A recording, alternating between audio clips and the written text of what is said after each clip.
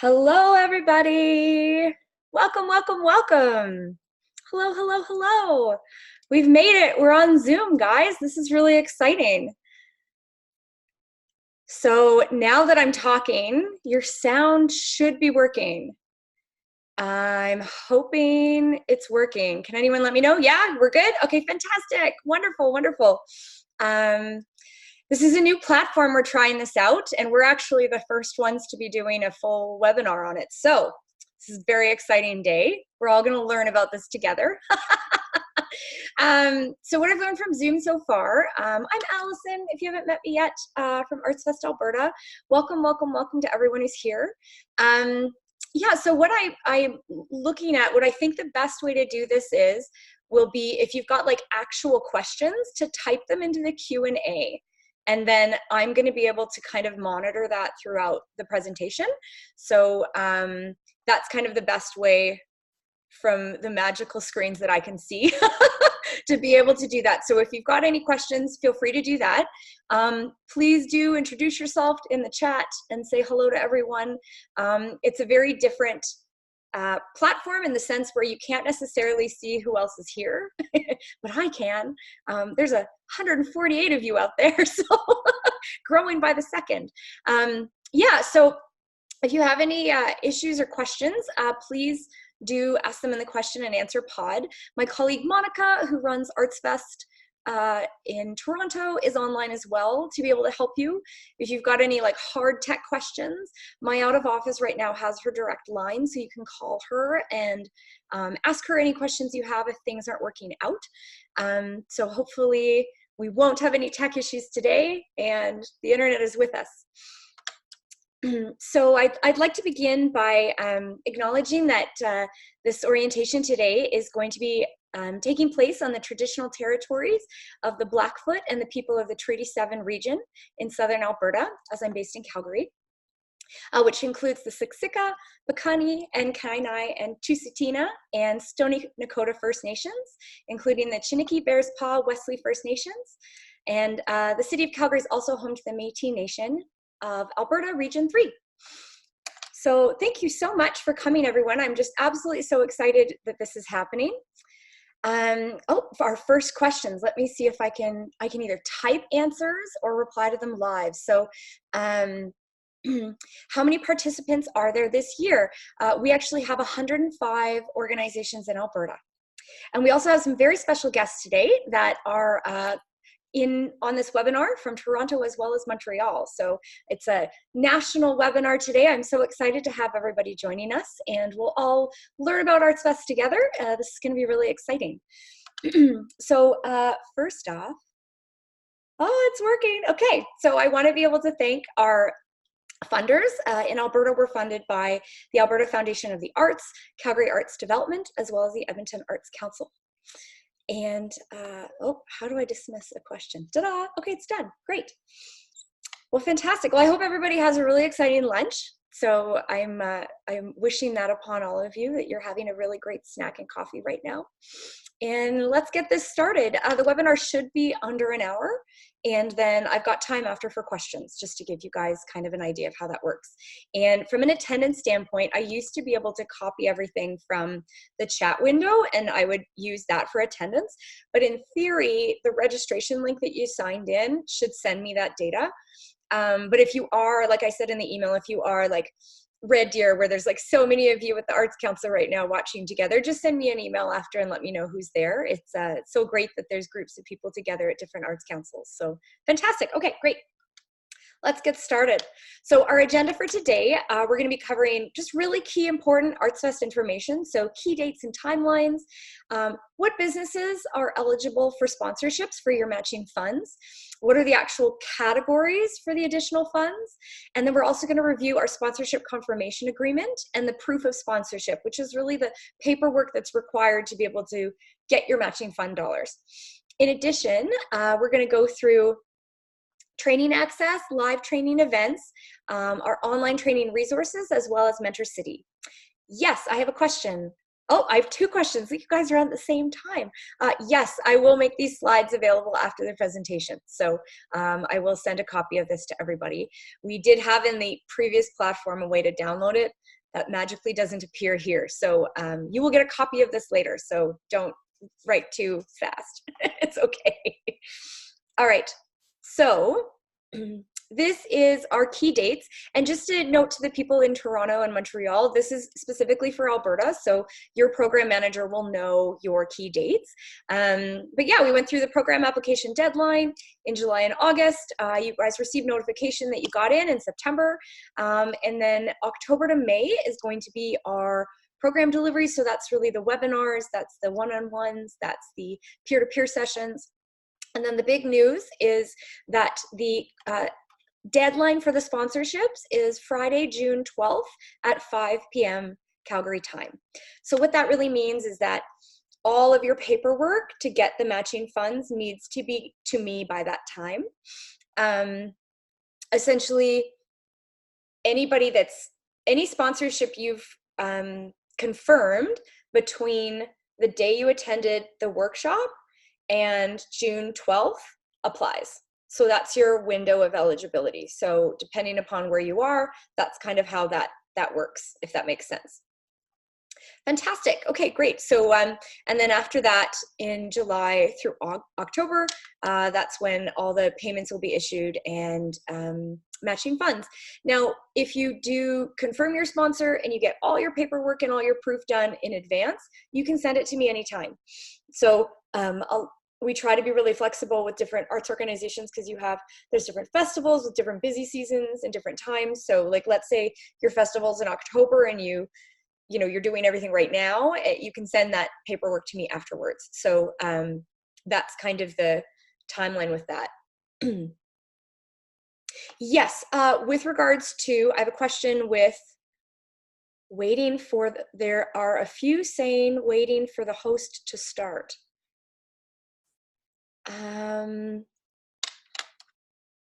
I think if you're getting something that says waiting for the host to start, I would try to close your screen and then try to log in again, if that helps.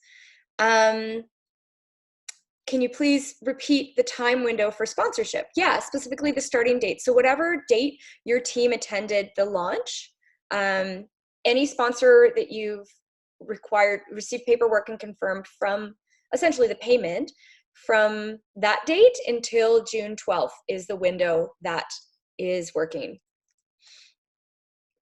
Fantastic. Okay, great.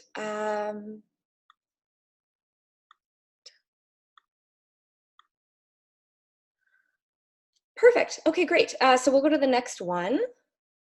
Da-da-da. Okay, so this information, when you, oh, I have another question. So many questions today. This is why we're here.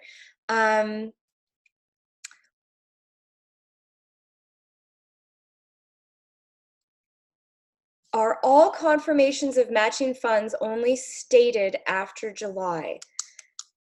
To clarify, if you're a festival and any sponsorship that you've confirmed, that you've received paperwork for, that's happened after you attended your workshop and before June 12th next year, that's valid. Hopefully that answers that question. Keep it coming, guys. If your screen is just black and you can't see anything, there is a problem. I would log off and try again because there is a slide presentation happening. Try again. Hopefully it'll work next time.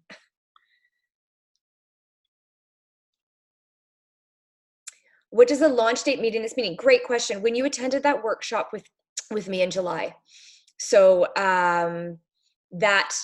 that date, when you attended the artsvest launch workshop date with the sponsorship 101, that's when any sponsorship after that, and then before June 12th. Next question, what if the event is in June? Does submitting early gets funds earlier? In theory, submitting earlier gives you the opportunity to potentially get the funds earlier. It really is, it's a question of paperwork and volume within our office. So we'll do the best that we can once we receive all your paperwork to get it processed. But I can't I can't do any guarantees. We really do the best that we can. The last round, if you were in ArtsVest last time, we had a whole bunch of staff changes at that time. So there was some delays. So hopefully none of that will happen this year, and it'll just, we can get it out as fast as we can. Okay. And it's a question, yes, Karen. So I will go through the sponsorship confirmation forms after in this presentation. Fantastic. Okay, great.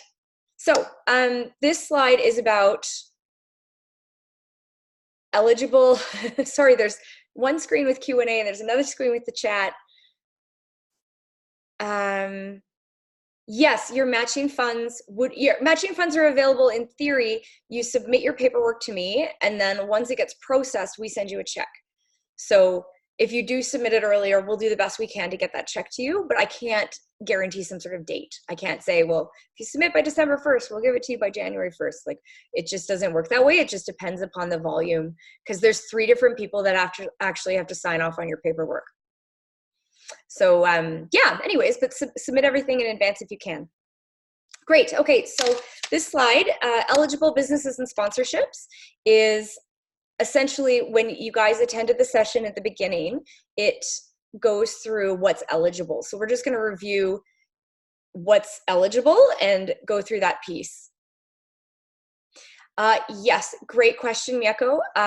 Is a sponsorship from a labor union eligible? It is not. So I will just review those pieces right now. So once you've been given pre-approved matching fund amount, your sponsorships have to be eligible for matching funds. So it can't be just any sponsorship.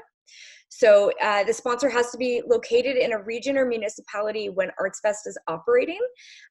When you can't have a local check written because the head office is somewhere else, you do need to specifically send me an email so that we have a note on file as to why that is. And if they are not located in the same province as you, then they need to provide a detailed account of their vested interest and why they're sponsoring you locally. The business needs to have it needs to be a for-profit business. It cannot be a non-for-profit. They need to have a registration with the CRA. And in the instance of a foundation, they must be affiliated with a corporate for-profit business, for example, RBC. Additionally, government initiatives that are now privately owned as a port authority could be eligible. Places like downtown Calgary or the Inglewood BIA, different BIA or not-for-profits that exist for commercial purposes to support for-profit businesses are eligible. So if there are kind of regional groups like that, you can work with them.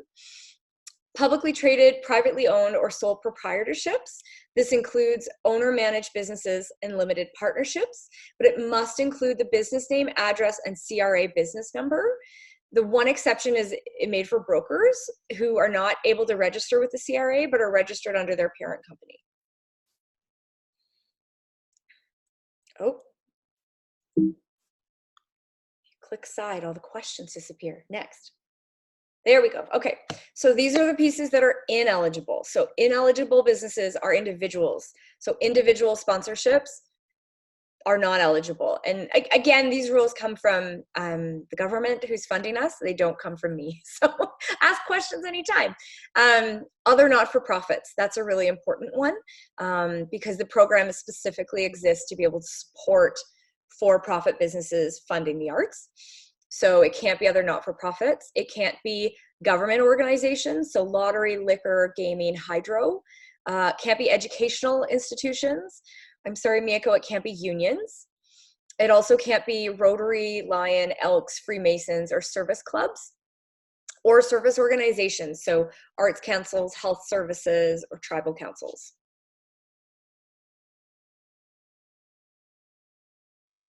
Question from Simon. If it is a foundation, so the question has to do with, in the instance of a foundation, must be affiliated with a corporate for-profit business. So yes, there are ways for foundations to be eligible, but they have to be affiliated with a corporate for-profit business. So if you have any other questions about that, feel free to send me an email and we can check into it. Okay, so other pieces about eligibility.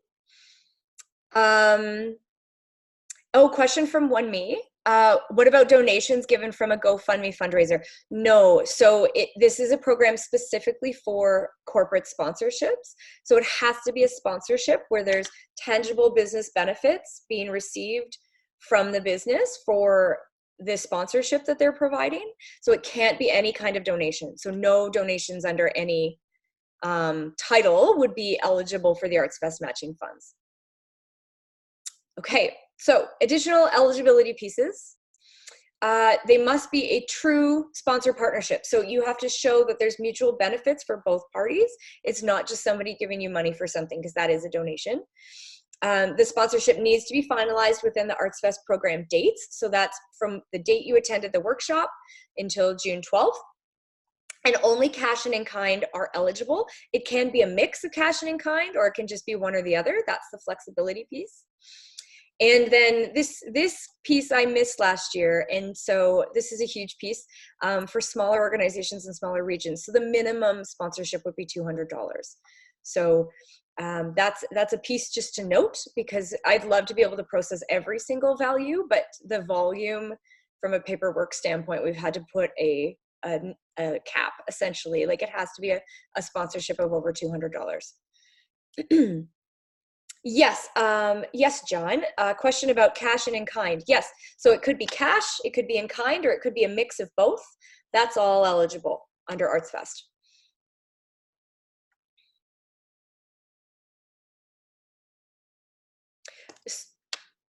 Minimum.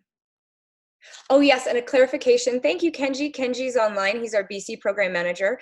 And he's saying that it's a minimum of $200 in matching funds, not the sponsorship being $200. So great clarification, Kenji. Thank you so much.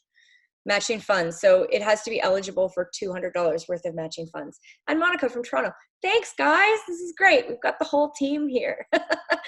So additionally, the taxes on cash or in-kind sponsorships will not be matched. Okay, I've got questions coming out of multiple fields here. So let's just do this for 1 second.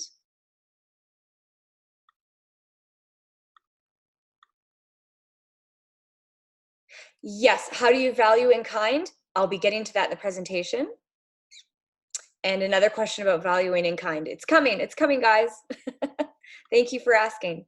Fantastic. Okay, so this is just a little bit more about eligibility. So donated services and gifts will not be matched.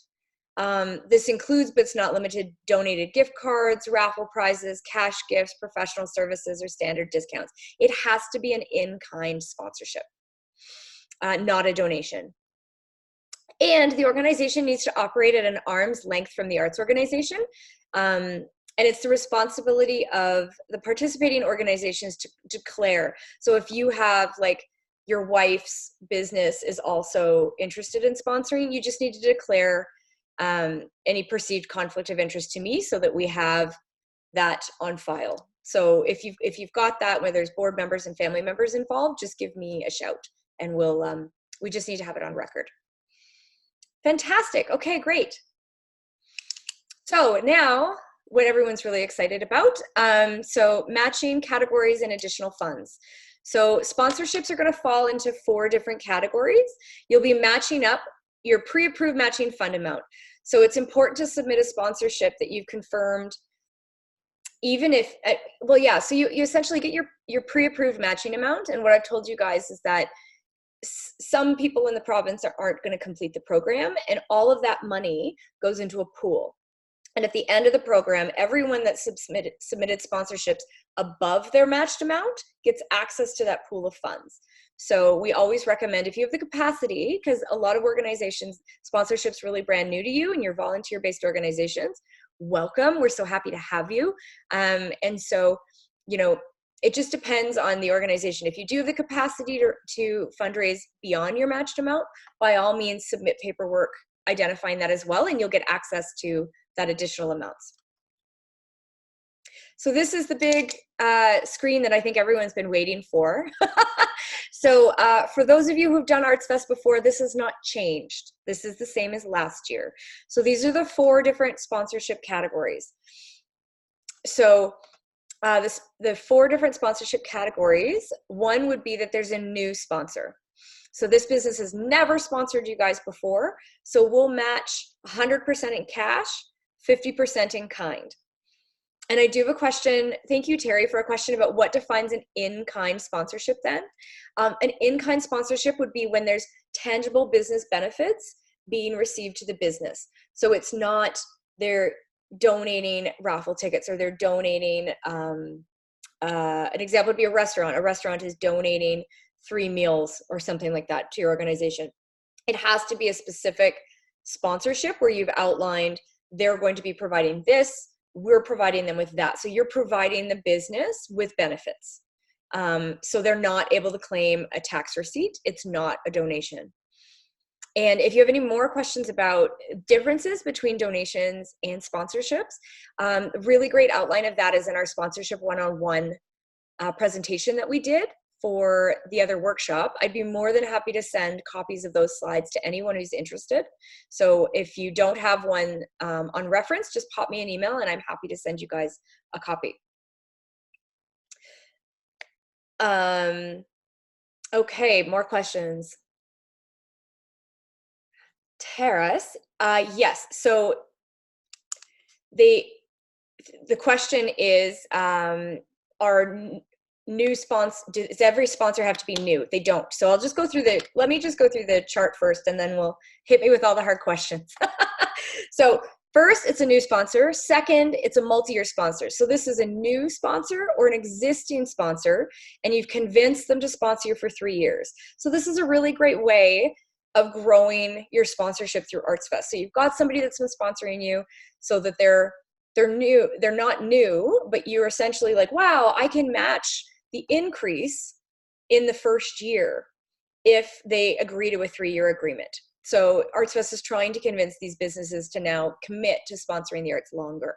So in that case, the minimum has to be 3 years that they agree to sponsor, and we only match the first year amount. So we match 100% of the first year of a new 3-year agreement in cash, or 50% of the first year of a new 3-year agreement in kind. So for the next would be an increasing sponsor. So you've got somebody that's currently sponsoring you, but they don't want to sign on to a 3-year agreement. If you can convince them to sponsor more this year, then artsvest will actually match the increase from the most recent year's amount. So we'll match 100% of the increase if it's cash, or 50% of the increase if it's in kind.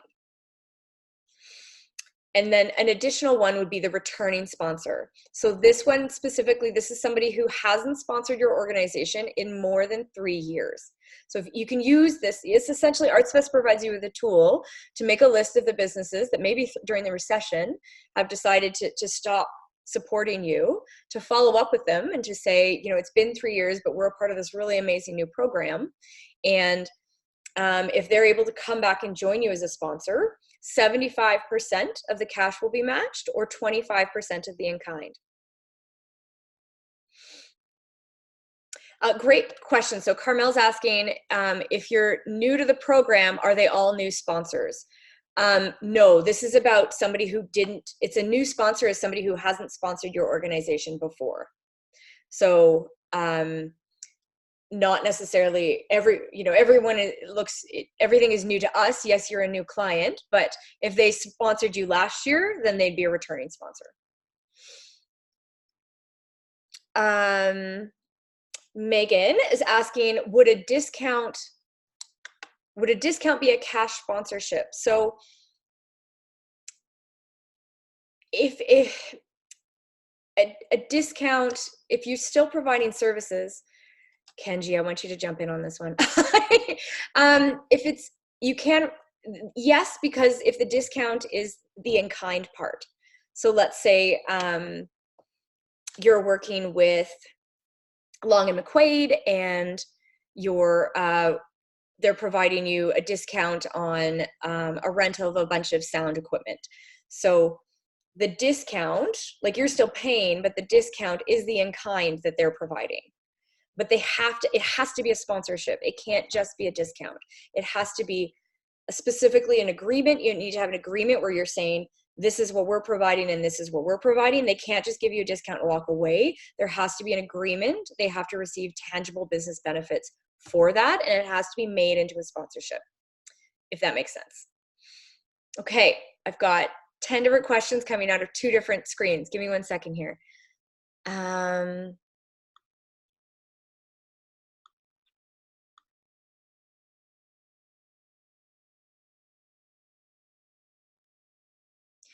Another question about discounts in advertising, counting as an in-kind donation. No donations. So one of the big pieces you guys need to wrap your head around is that there's no donations will be matched by artsvest. It has to be a sponsorship. So it has to be, it could be a discount, but it has to become a sponsorship. It can't be something where they just discount you and they get nothing for it. They need to receive tangible business benefits, and it needs to be a mutually agreed upon sponsorship that both businesses agree upon.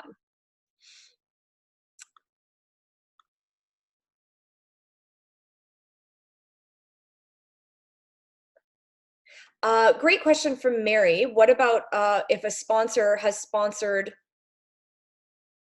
for 2 years or less? Would they have to give an increase in funds before they're considered? So let's say you've had a sponsor the last 2 years. So your options for that would be B and C. So they'd either need to agree to a 3-year term, or they would need to increase their amount. And the increase of the amount is what's matched.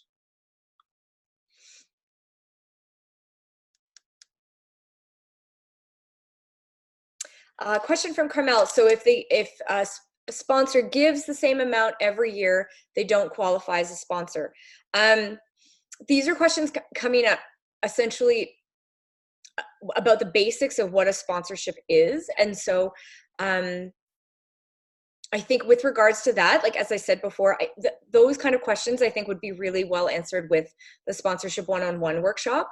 There's a difference between giving a donation and a sponsorship. So if somebody's been sponsoring you every year they've been giving you $1,000, you have a $1,000 sponsorship, they're getting benefits for it, it goes back and forth.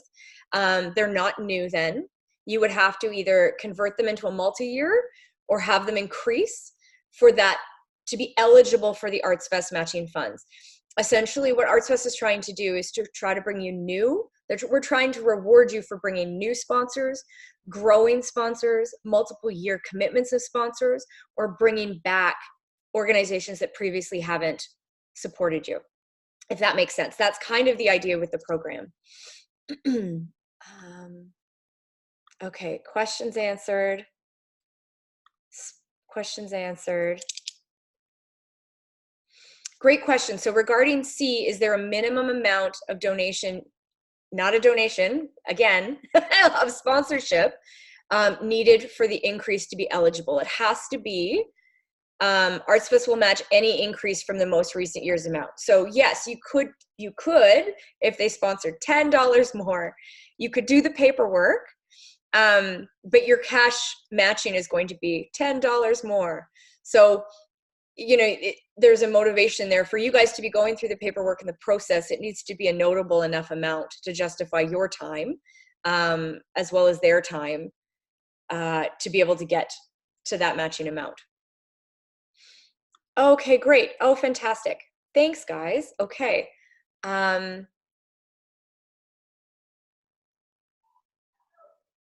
Great question from Becky. Would a sponsorship be eligible if the payment came in after the July workshop, but you were in conversation with them prior to July? Totally. Because essentially for us, the sponsorship, it's when the proof came in. So it's when the payment came in, it's when the agreement was signed. So if the agreement was signed and the proof payment and the deposit and everything happened after July, you're good.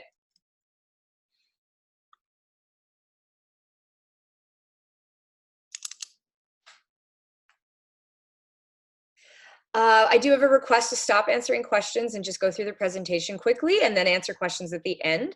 So I will, from a time standpoint, look at that as well. That's a very good point because there are a lot of questions. Thank you so much. So let's get on that going. Okay, great. So the next is your sponsorship confirmation agreement. So for every partnership you secure, you need to fill out a sponsorship confirmation agreement with your business partner, the business that you're working with. So I'm going to now go through in the next slides exactly what proof you need. So you're going to need your business's contact information, the number of employees, a description of the partnership, your sponsorship amount and category, a signature from them, and you need to fill that out and send that paperwork to me. Now, a copy of this will be found in Mentor City, and I'll be able to show that to you later where that is. So starting with a cash, when you have a cash sponsorship, and this is a really important thing for you guys to look at, because if your festival gets really busy and you've received all these payments from sponsors, but you don't copy them and you don't have these records, then you'll have to go back like 3 months later and try to find a record with the bank, which can be excruciating. So to try to prevent that, look over this stuff earlier so that you know when it receives exactly what records you need for artsvest. So with regards to cash, the proof of payment you're going to need, it needs to show the business name, the arts organization name, the transaction number, the date, and the amount. And then for a check or money order, a copy of the front check that shows the details. For cash or credit card, a copy of the receipt issued by the arts organization, signed by the business, which shows all the above details, providing with an invoice number as well. For an online transfer, we need a transaction record which shows the above details with a corresponding invoice number. So when looking at proof of deposit for cash, you're going to need business name, arts organization name, date, and the stamp listing, as well as an itemized amount for the multiple checks. So this kind of sheet here shows you examples of exactly what that is. So that's for a check, money order, or cash, you need an itemized deposit slip, which is so hard sometimes to get copies of after it's been done.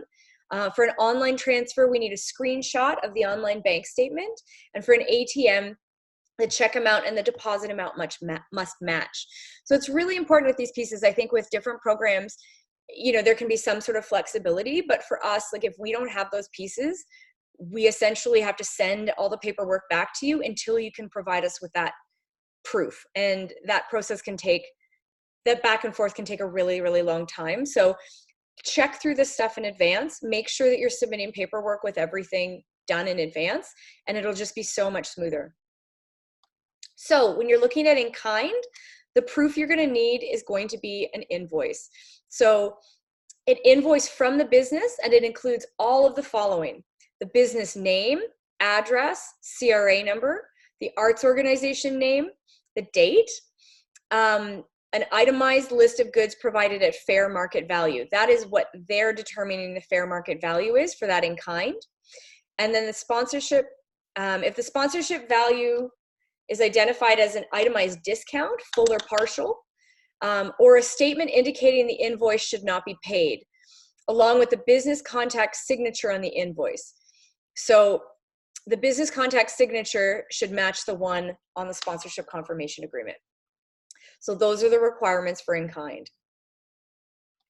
At the end of the program, after our webinars and all of the training, we also send out a final report. You guys will be sent that. It's like a link that we do at the end of the program. So everyone is required to complete that to essentially receive their matching funds.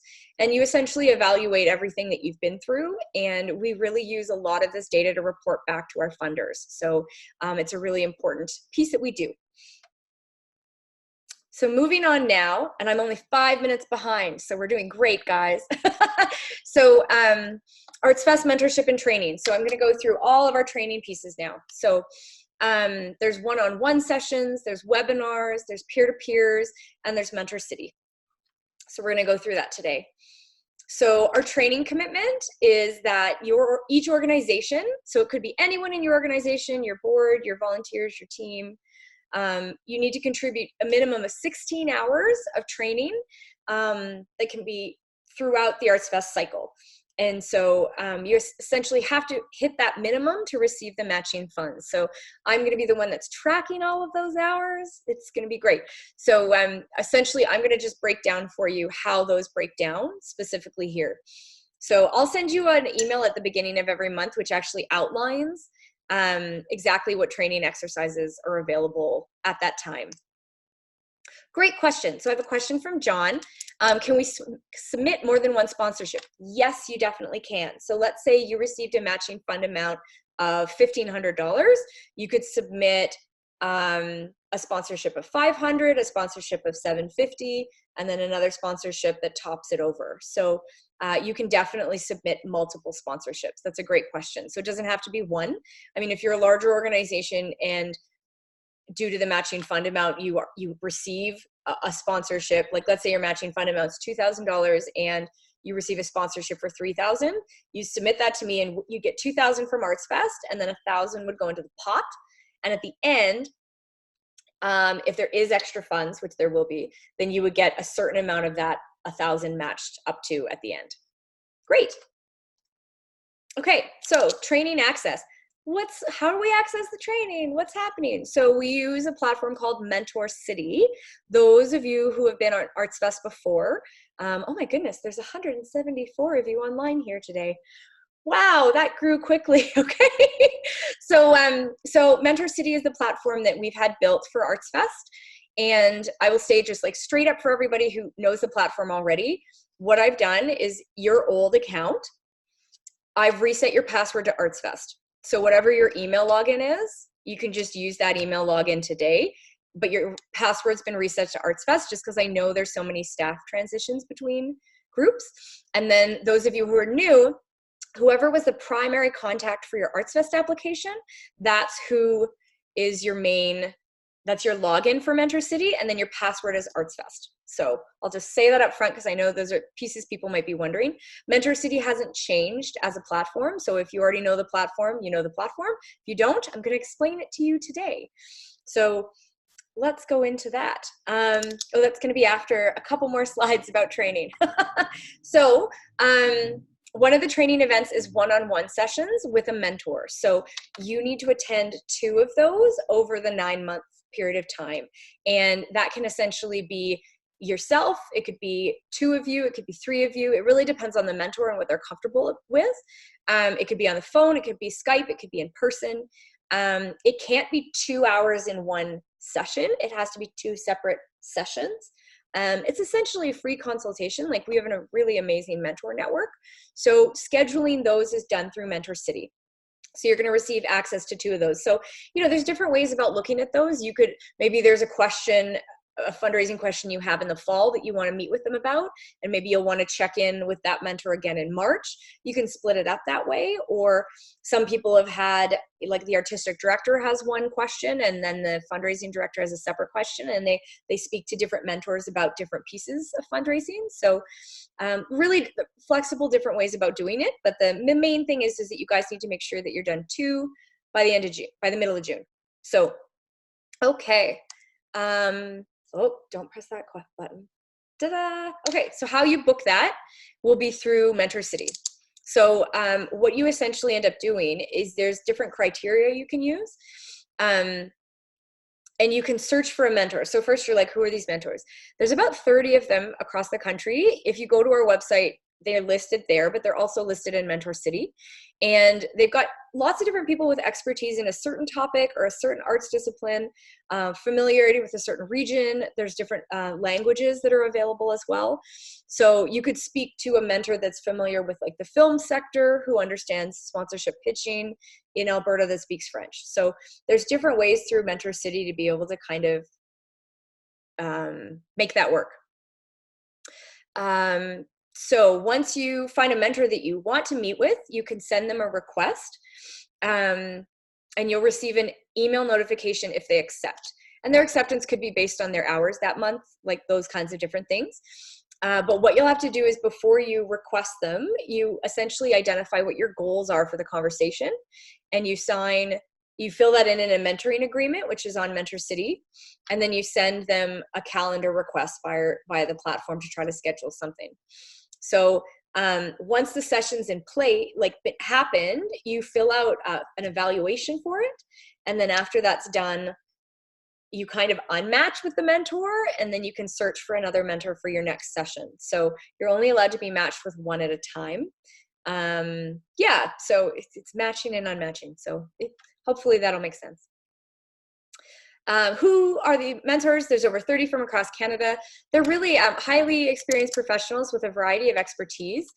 Some of the great examples are Michelle Hunter, who taught one of the artsvest webinars last time from Saskatchewan. So she's the executive director of the Friends of Royal Saskatchewan Museum.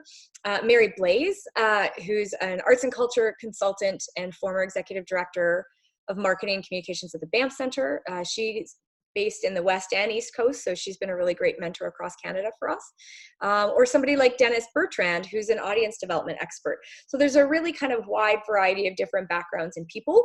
And I know for some of the people that I spoke with at the launch sessions, they really, that 2 hours separately with their mentors was a really the best part of the program for them. So there's some really great opportunities there. Question, can you do more than 2 hours with the one-on-ones if you have more questions? No, you are only provided access to 2 1-hour sessions. That's all you're provided to access in the program, and that's a supply-demand restriction that we have. Great question from Raja. Can 2 members of the arts organization be there at the mentor meeting? Yes, as long as the mentor agrees to it. So if the mentor agrees to like a Skype call with 3 of you and 1 mentor, whatever works for them. It's really whatever works for them. We're completely open to that. Fantastic. Okay. So just to recap, so the one-on-ones are 1-hour conversations with an artsvest mentor. You get 2 of them in the program, and you can search for your mentors and do that through Mentor City. So that program will be completely accessible to you now, and you have from now until June. So lots of time, depending upon when you want to be meeting with these people. Okay. What is a webinar? You're in one right now. So a webinar is a 1.5-hour online group training session. Usually the webinars are less than an hour, and then there's a Q&A afterwards. So the webinars are delivered in real time via Zoom, which is what we're using right now. They're usually either hosted by one of the artsvest program managers or one of our mentors. Generally it's the mentors, but for more technical pieces, it'll be me or one of our other program managers. You have to attend at least 4 of them live between now and June. So we will have recordings for all of them. They're available, but the one kind of minimum piece is that you attend 4 live throughout that period of time. And we are going to try to schedule them at different times to be flexible with different people's schedules and different time zones. So we are doing that in the works to try to provide that flexibility. The difference about attending them live is with these mentors, like you're really getting access to asking them questions. It's like a free one-on-one in a sense. So like if there's something on the topic that you have a specific question about, you can ask that mentor that question at the end of the webinar. So take advantage of those opportunities. Like if you're watching it live, you have that option that's available to you. Whereas if you're watching a recording, you kind of missed out on that. Question about where do you find recorded webinars? They are not posted to Mentor City yet, but we are in the process of uploading them. The recording for this I will send out after the webinar. Great question. Does this count as one of the 4 webinars? This does not count as one of the 4 webinars. I don't believe. Putting that question to Monica and Kenji, who are online. Nope, it doesn't count. There we go. Thanks, guys. So this one doesn't count because it is our orientation. You're not necessarily being trained specifically on a sponsorship topic. Okay, so this kind of reviews different topics that we're covering, just to give you an overview of different topics of the webinars. So how can you prepare for sponsorship, what to expect when you pursue sponsorship, approaching large corporations versus small businesses, educating potential sponsors about your audience and community, how do you keep your sponsors happy, how do we change the nature of a sponsorship relationship from a single to multi-year, cash to in-kind. Ooh. Great question from Simon. Will the slide decks for the webinars be available in PDFs through Mentor City? I don't know how we're going to be doing that now, actually, because it used to be available through the platform when you attended. So that's a very good question that our team will look into.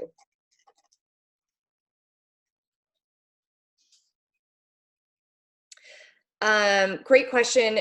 How is this going to be posted? We're actually going to be working with YouTube. So we've closed our Adobe Connect account, and we've actually, Monica has single-handedly downloaded every single one of our, I think, 150 webinars and put them onto a computer in Toronto. And we're trying to start putting the best, we're in the process of putting the best and highest rated ones onto a YouTube account so that you guys can have access to watching them there. Great question from Shelley. Would 4 participants count as the 4 hours for the same webinar? No. One webinar, one live webinar. So if you have 4 people attending one live webinar, that counts as one live webinar, not 4 webinars. Great. And does this, yes, okay, perfect. So these are some of the webinars topics we'll be doing. And what people will see is that there's actually some different ones this year. We're doing more board governance as well as marketing, which historically was done in Eastern Canada. So this is really exciting. So what is the role of the board diversity, pluralism, what can be done if the board is not functioning well, how can the board help secure sponsorships, introductions to marketing, and public relations, audience development. So there's a whole bunch of really, really great topics that are coming up. At the end, we do an I Still Have Questions webinar. So you can actually submit questions to me, and then we'll have a mentor ask any remaining questions you have about the program or about fundraising, but by the end of the program. So that's a really cool webinar we do as well. This lucrative slide is like never happened before. Look at that, guys. It's almost all of the dates for the webinars between now and December. I will be sending this out to you in an email after the webinar. So the first webinar that'll be done is how we can prepare for sponsorship. That's the tools and templates webinar that I host, where I actually go through Mentor City and all the different templates that we have that your organization can use. And I kind of walk through what we have available and how your organization can use them. We'll be starting the webinars with the other mentors on October 9th. So that'll start with what to expect when we pursue sponsorship. So again, for those in Toronto and Montreal, these are dates for English webinars. There are different dates for the French webinars. So Mireille will be hosting those. Hello, Mireille. I know you're online. So that'll be on a different schedule. So this schedule is specific to English. And this year, we're going to be having different program managers from across Canada hosting different ones. So I'll be with you for some of them will be with Kenji, some will be with Monica. So it'll be really great to have that kind of flexibility. And yes, also, Monica, great note. Please note that all of these time zones listed are Edmonton's time zone. So yes, anyways, this is a magical slide. We've usually, historically, we don't know more than like 3 weeks in advance. So I'm really, really proud of our team to be able to confirm this. So hopefully nothing will change, but we never know with mentors. So I'll be sending that out. And then this kind of goes through January, February, and March, like what months we'll be covering different topics from the webinars. PR, social media will be mostly in April. And then this lucrative slide, which I'm very, very proud of, I can't point to it because it's a screen share, is the peer-to-peers. So our peer-to-peer sessions, they're approximately 3 hours in length. There's 2 of them. There's one in the fall, there's one in the winter. I will come to your community and host an awesome workshop. So you have access to 2 of them. Historically, you'll be bringing 1 staff member to each of those workshops. They're usually during the daytime from 1 to 4. We do our best to try to be flexible with different people's work schedules, but it can be tough sometimes. So they're really valuable sessions, and it's really great to be in a room with other people that know like exactly what you know and that are dealing with the same struggles with exactly what you're dealing with. I'm happy to announce that the first 4 are actually scheduled. So Athabasca will be October 28th. Grand Prairie will be October 29th. The Edmonton, if you identify as a beginner level of sponsorship, that'll be October 30th. And then for those that are advanced, and advanced doesn't mean that you've been doing sponsorship for 20 years, but it means it's not your first rodeo. So you're kind of familiar with most of the terms and ready to kind of dive in at a different level. So that'll be on Halloween. So I'll have to provide some sort of exciting snack that day or a costume. We'll see how that goes. And then to those in Southern Alberta, I'll be confirming those dates shortly, but they will be during the week of November 18th to 21st, located in Red Deer, Medicine Hat, and Calgary. Fantastic. Okay, so we've gone through all these pieces. This essentially says the webinar recordings are coming soon, and there's different pieces available within Mentor City. So Mentor City is the software you'll be using for the one-on-ones, for registering for webinars, and for additional training resources. So there's like tools, templates, tutorials, documents. The main thing to remember with this is that there's only one account for your organization. So if you've got 5 people doing artsvest, you all use the same account. We don't have the licensing budget to be able to do multiple ones. So one account, you all log into the same account. So your login is your primary contact's email, and then your password is artsvest. And so those accounts should be live now.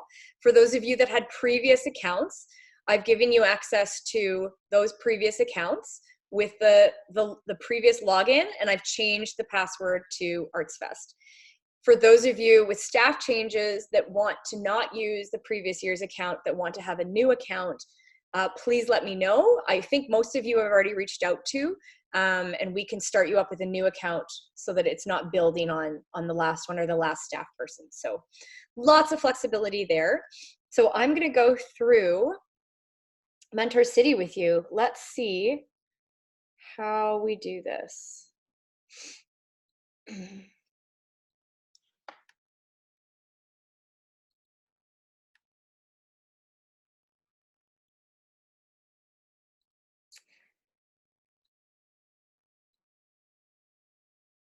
Okay. 1 minute, please.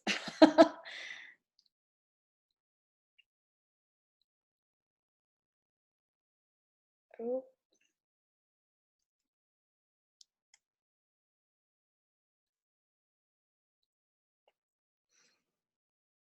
Okay. Stop share.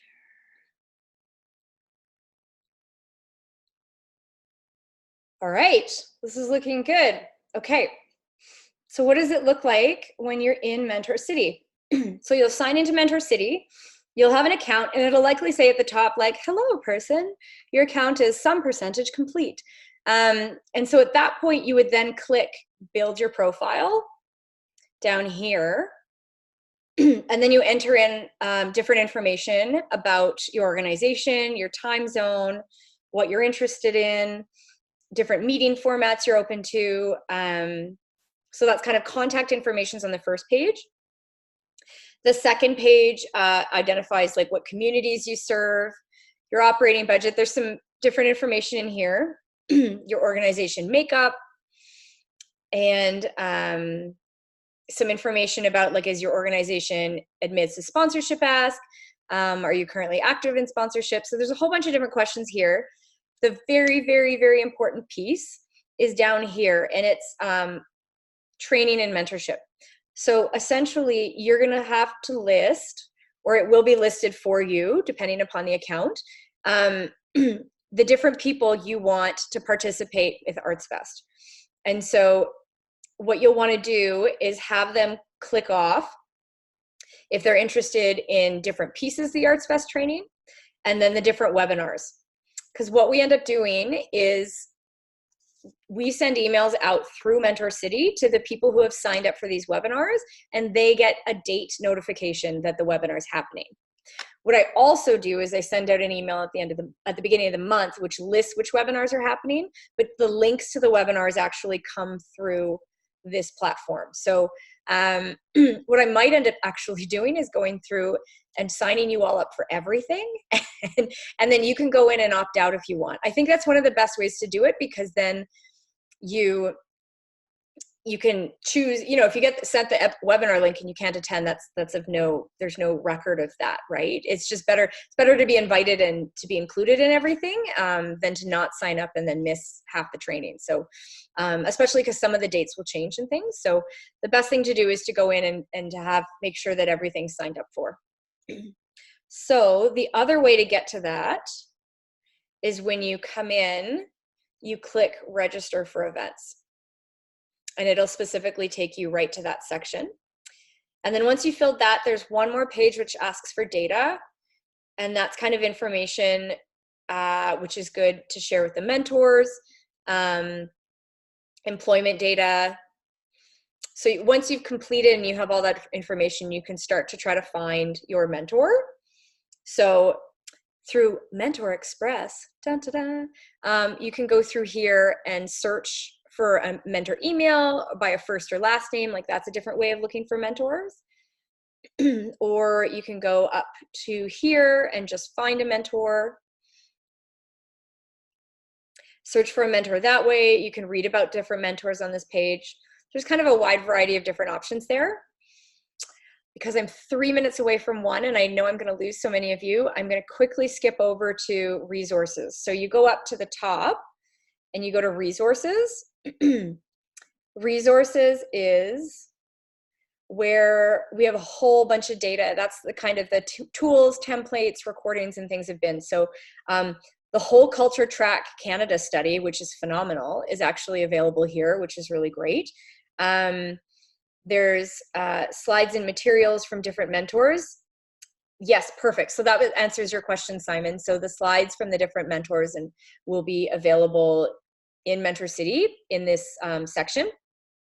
And then remember we were talking about the sponsorship confirmation document. That's where it lives, and you can download it from there. And then the matching percentages by category table that we went through, it lives here, and you can download it from there. And then also the funder logos. So if you're, we recommend to be able to recognize our funders where you do have the capacity on your marketing and communication materials. So all the logos you need will be located right here. Oh, here we go. And then the sponsorship one-on-one slides. So those are the ones that really explain exactly what the difference is between a sponsorship and a donation. They're right available there for you to download. And then all of these are different tools and templates. So on October 2nd, I'll host a webinar and actually explain all these documents to you in less than an hour. So that's available there. And then there's a couple of courses that we have that are available. The Art of Sponsorship e-learning course, there's 6 modules for this one. Used to be sold through Business in the Arts. It's an expensive class, but it's available for ArtsVest participants for free. So a really great piece. I mean, a great way to engage with your board, have everybody kind of get up to speed with an understanding on sponsorship. So really, really great e-learning course that's available there. And then webinar recordings, like I said, that's in process at this point. And then there's additional things that relate to Ontario. So some really interesting additional pieces there. So that is a very quick Mentor City, there we go, Mentor City piece. Dun, dun, dun, dun. Okay, great. Look at that. 1 o'clock, guys, I did it. Okay, so for all of you that have to disappear, I completely respect your time, and by all means disappear. I'm not offended. For any of you that have questions, I am here and ready to answer our questions. So please type them in the Q&A pod instead of the chat pod, if that's possible, and I'll start answering all the questions here. Thank you so much, everybody. Okay.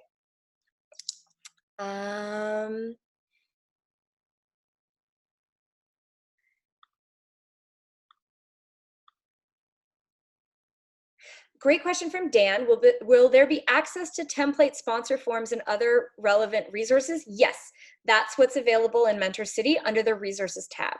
So thank you so much. That's a great question. Oh, thanks, Mireille. Perfect. And I did answer that question. Great. When it says you're required to attend one of something, is that you personally or the organization? It's always the organization. So at no point in time does everything in ArtsVest fall on you. It's really like you can sign up to 5 people and you can split all the things. like you could have one person attend 2 webinars, one attend another 2, one attend the peer-to-peer. So you can completely, different people attend the mentorship sessions. So in no way, because so many of the arts organizations that are on here today, that you're so small and you're volunteer based. And so everything does not fall on you. This is a really great way of kind of poking at your board. So, and for all the board members that are there, you're amazing. I'm so happy you're here. So it's a really great program in that sense. And you can really split up those pieces. One of the really interesting things is that some of our ArtsVest participants that have been doing it for a really long time, they partially use this to train younger staff members as well. So you may have a more of an advanced knowledge, but you've got 2 new members of your fund development team and they're trained through the program throughout the year. So lots of people have used the resources in different ways. Can 2 staff members join the peer-to-peer sessions? That's a question of capacity. I might try to push that in smaller regions. I don't know if it'll be available in Calgary and Edmonton due to the volume, because I think the numbers are quite high. But where I can, that was the feedback we received before, was that people wanted to have like a staff member and a board member present for peer-to-peers. So I'm going to do my best to be able to make that work where I can in the community. And if we can make sure to have the space, and I'll do my best to do that, because I really do think that I'd want more people to access the training if they can. So thank you, Danielle.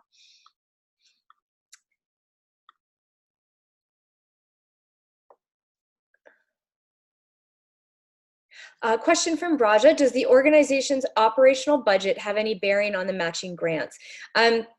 The matching funds amount that you were allocated was based upon your review of your application with our juries. So we had 3 different juries. We had one for Calgary, Edmonton, and we had one for across the province, and they rated everybody's applications, and then that went into a mass rating system, and then all of the funds were allocated based on those ratings. And how those were rated was based upon the criteria that we had in the very first launch slideshow that I presented to you guys about the application process. So that's how those pieces were evaluated in that sense. And for those of you who are familiar with the program in Alberta, like our matching fund amount has gone down this year. That's a restriction from our funding. That doesn't have to do with the quality of your application. And those of you who this applies to, you know that I've told you already. Okay.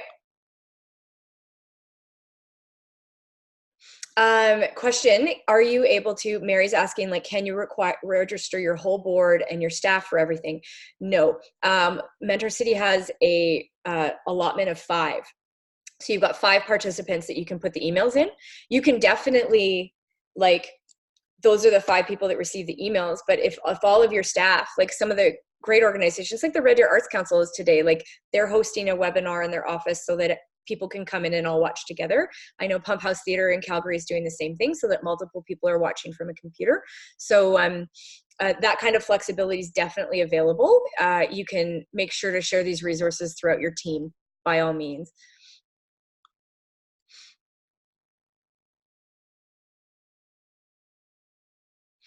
Great question. In Mentor City, if the primary account person is the login, does that mean that person gets all the emails about webinars? No. What you need to do is make sure that your account is fully updated so that it has you as one of those 5 participants listed, and then check off that you want to attend all the webinars, then you'll get all those emails. So definitely, and knowing who that primary account person is right now, like you all share that account. So you could log in today with that person's email and then the password artsvest, and then just kind of update it from there. If that works, great. Oh, thanks, Jim. Jim's wondering, am I going to try to sign everybody up automatically? Yes, I actually am. I'd hope to have it done by today, but I haven't. So my intent is actually to go into your accounts and make sure you're signed up for everything. And then if you want to opt out of anything, feel free to opt out. Historically, we put it on the organizations to add in all that information, which you can, but it would take like 2.5 months to get everybody on board. And by that time, people had missed 6 webinars. So I'm going to try to go in and make sure that your contacts are signed up for everything. So I'll be on the back end making sure that that you've got access to things. But by all means, I really encourage you to go to that profile and update it if you can. That would be fantastic. I would appreciate it. But thanks, Jim. I will we'll be trying to go in to make sure that you guys have access to everything. Yes, great question. Will this webinar be recorded? Yes, it is. So if you came in late and you missed some of it, by all means, there will be a recording. The slides will be sent out and we will have copies of everything.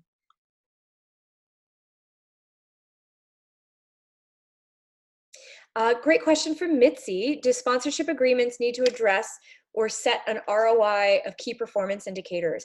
No, they don't. The pieces, a really great document for you to look at is the sponsorship confirmation agreement in Mentor City, because it specifically goes through 4 different sections of exactly what, essentially what the government needs to know to prove that this is a sponsorship so that we can give you artsvest matching funds. So go reference that document and it'll explain kind of all those pieces to you.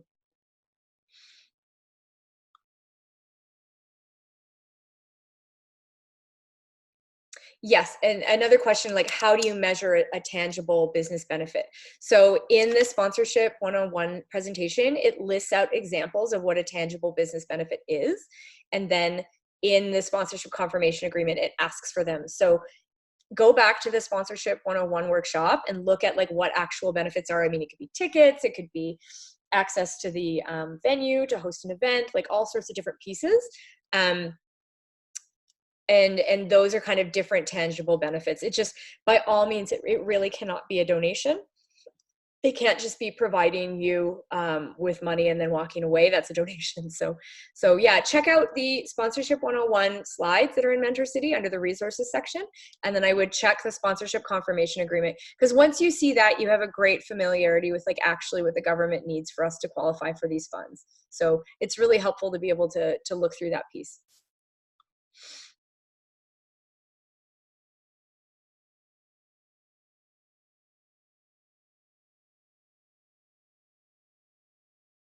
Great question. We have a question about, is the funding from regional arts councils directed to that region's applicants or to the whole contribution distributed across the country? No, it's regionally. So this slide thanks everybody that's funded in the country, but in Alberta specifically, it's the Alberta Foundation for the Arts, Calgary Arts Development, and Edmonton Arts Council. Essentially, the thing with ArtsVest is that it runs through Canadian Heritage, but Canadian Heritage will only run the program in your province if it's matched by the local government. So Canadian Heritage provides a chunk of money, and then they say, we can do this in Alberta if you match us. And so the AFA, Edmonton Arts Council, and CADA matched that amount, which made the program available in Alberta. So that's kind of how it operates.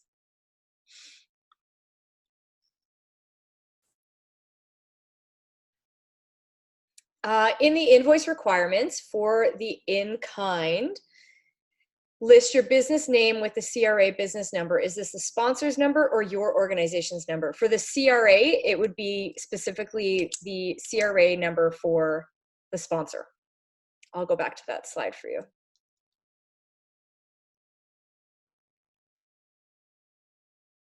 So many slides. Let's go back. There we go. So yeah, when you're talking about the business name, address, and business CRA number, that's who's sponsoring you.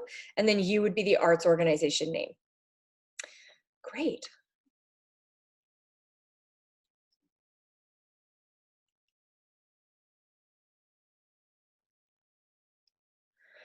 There's a question here about how we would show sponsorship benefit to foundations that are tied to a foundation like RBC, because their understanding is that if you're funded through RBC, they do not accept sponsorship benefits.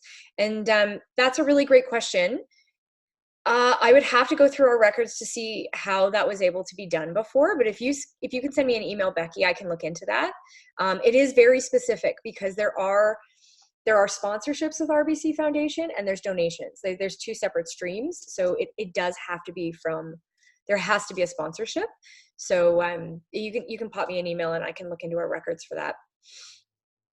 Okay.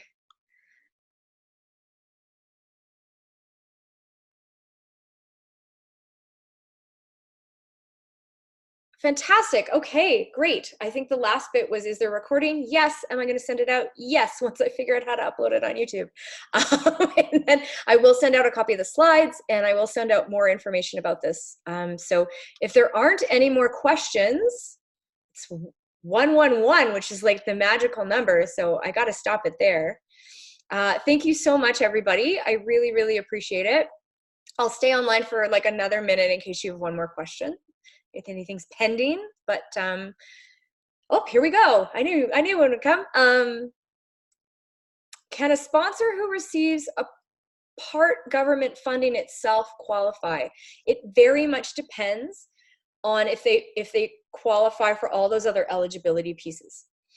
Like whoever this sponsor is, like they might receive government funding, but do they fall within these pieces, like these specific eligibility listings? Like that's a really important piece, because like government agencies aren't, but if it does follow all the other eligibility pieces, by all means, they might be qualifiable. If you've got like someone specifically you're thinking about, we can work through it together to figure out if they're qualified. Like I'd much rather work with you guys to have that known in advance before you start going through the whole process and you find out, like, it's like the most heartbreaking thing when somebody does all the paperwork and you have to say no. So please prevent that from happening. Oh, fantastic. Oh, thanks, Theatre Alberta. Yay. Okay. I'll wait in case there's any more questions.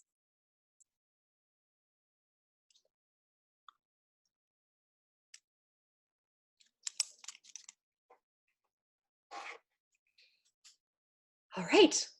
I think that might be it. Thanks, guys. You've got my email and you got my phone number, and it's my job to answer all your questions all the time. So feel free to reach out anytime and pop me notes. And otherwise, I will probably see you online on Wednesday, October 2nd. Hooray! Hope you have a wonderful day. Bye, everybody.